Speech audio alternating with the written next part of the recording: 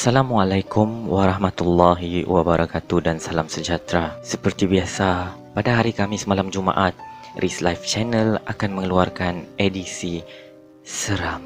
Tapi sebelum itu, elok rasanya kalau anda subscribe dan tekan loceng notification untuk mengetahui isu-isu yang saya keluarkan setiap masa, especially dalam edisi seram malam Jumaat. Okey guys, pada hari ini saya ingin kongsikan satu cerita yang dikongsikan di laman web fictionshasha.com yang bertajuk Santau Seorang Nenek.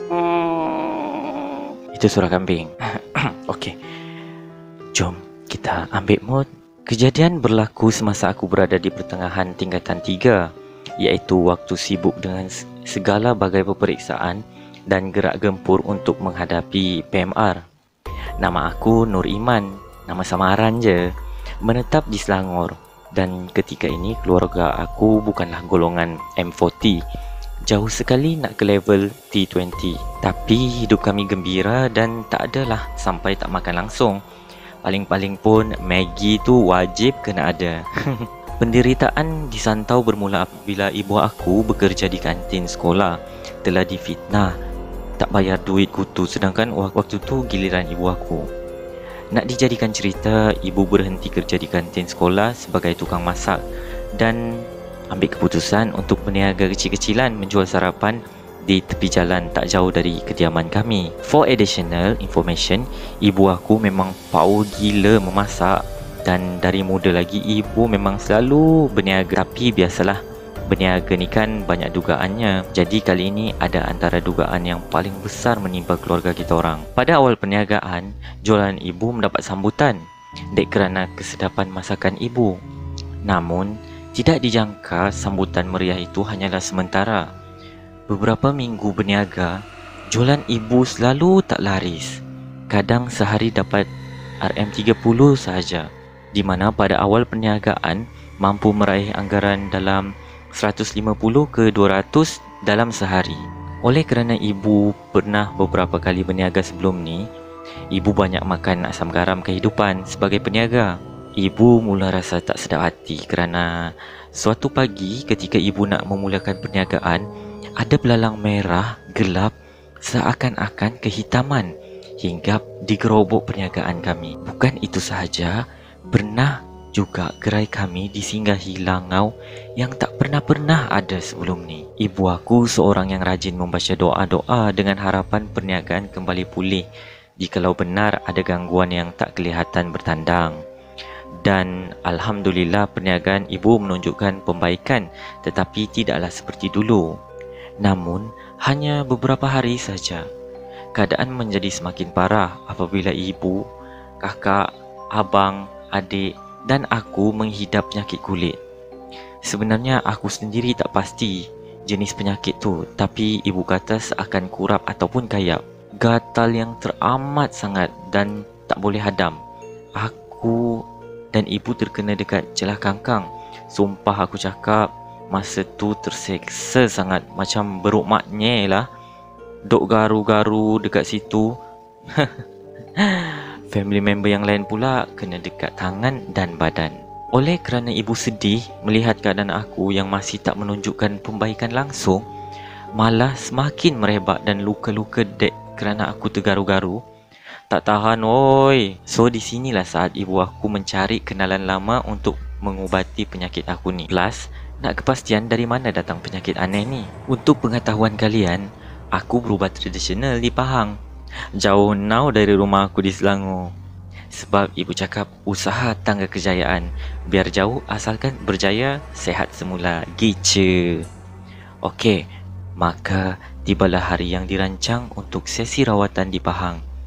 Kami berempat, iaitu ayah, ibu, abang dan aku mengambil keputusan untuk lalu jalan genting sebabnya lebih dekat untuk sampai ke destinasi. Malangnya, kereta ayah rosak secara tiba-tiba di pertengahan jalan di kaki genting. Kereta berasap sampai tak nampak kenderaan di belakang kami, seolah-olah kereta hendak terbakar. Sedangkan ayah sudah pun servis kereta dan cek komponen penting. bagi mengelak kesulitan semasa perjalanan. Justru ayah berpatah balik untuk mencari bengkel yang berdekatan. Apabila tiba di bengkel dan kereta ayah diperiksa hampir sejam, namun jawapan daripada berada bengkel tu memeranjatkan kerana dia tak dapat mengenal pasti apakah punca sebenar kereta berasap. Sedangkan tak ada kerosakan pada kereta yang boleh mengakibatkan kejadian seperti tadi.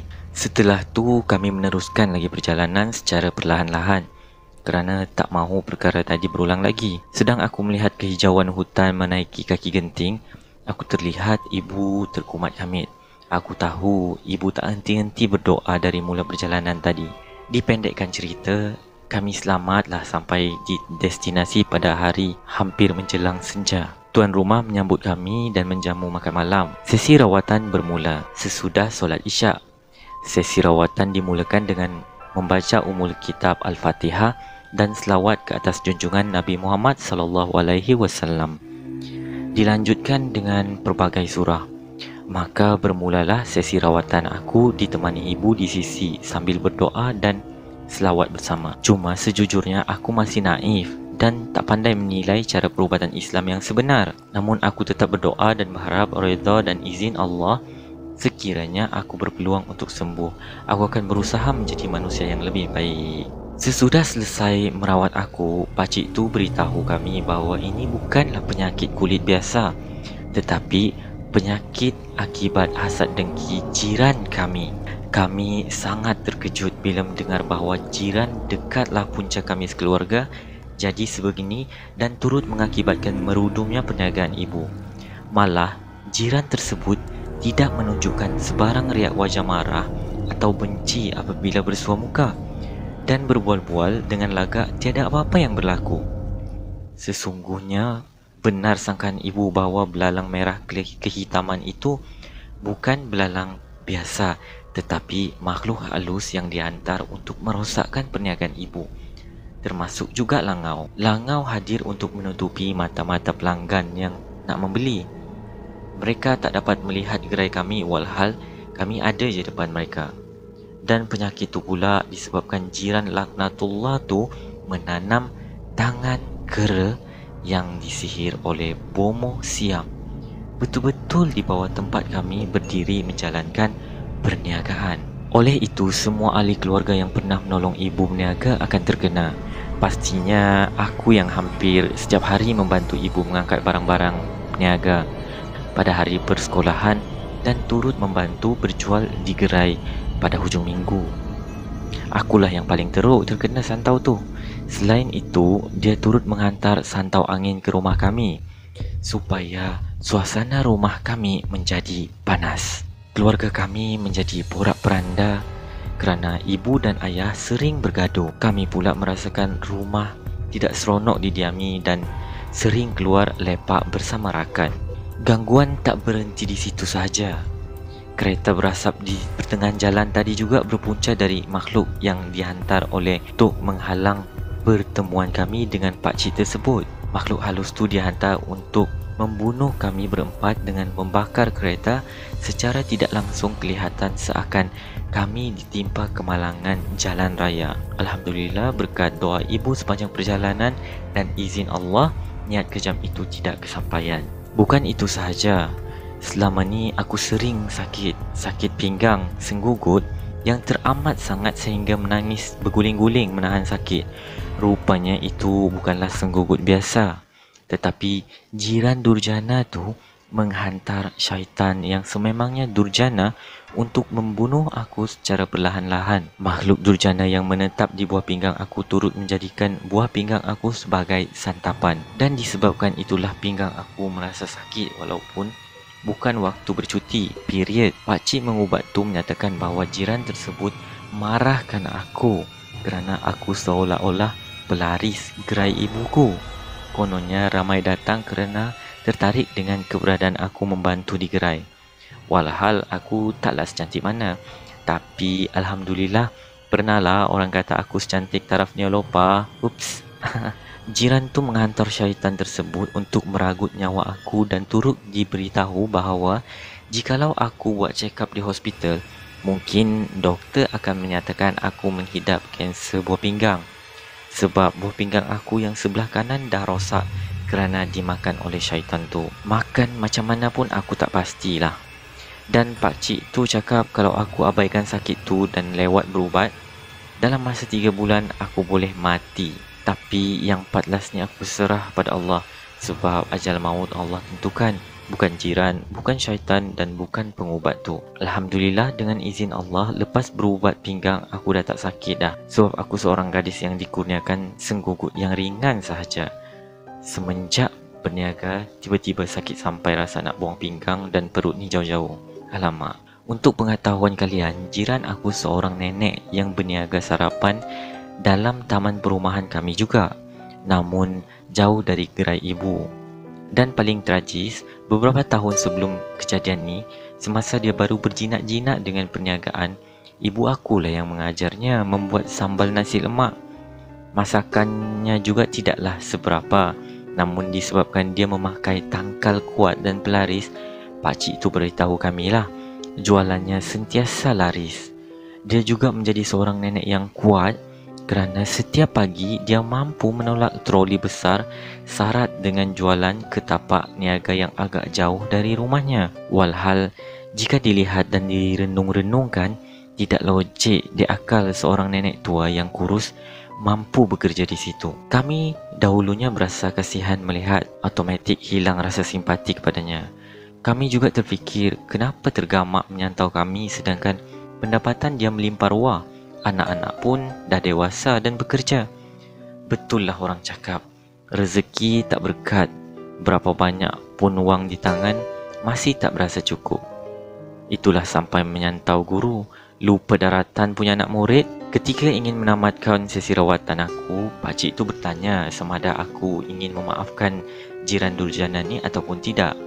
Dan semestinya aku ketika itu yang marah dan tak dapat menerima segala perbuatan itu, tidak memaafkan dia.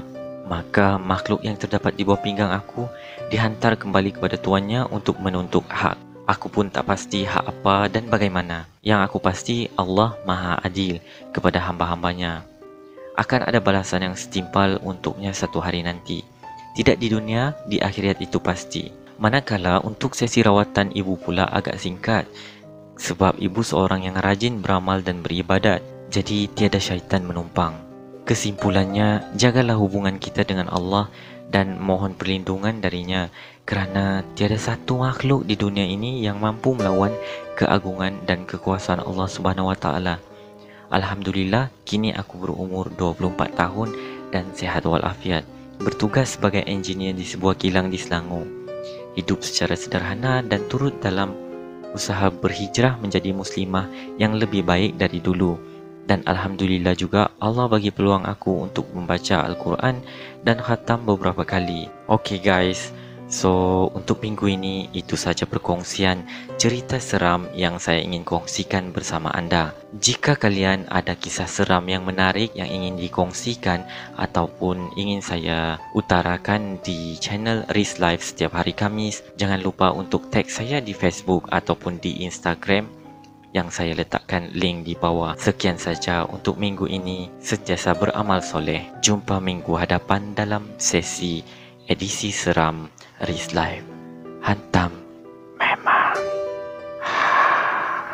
Thank you for watching. Jangan lupa untuk subscribe dan juga turn on your notification di bawah untuk next video. Stay tuned. Bye.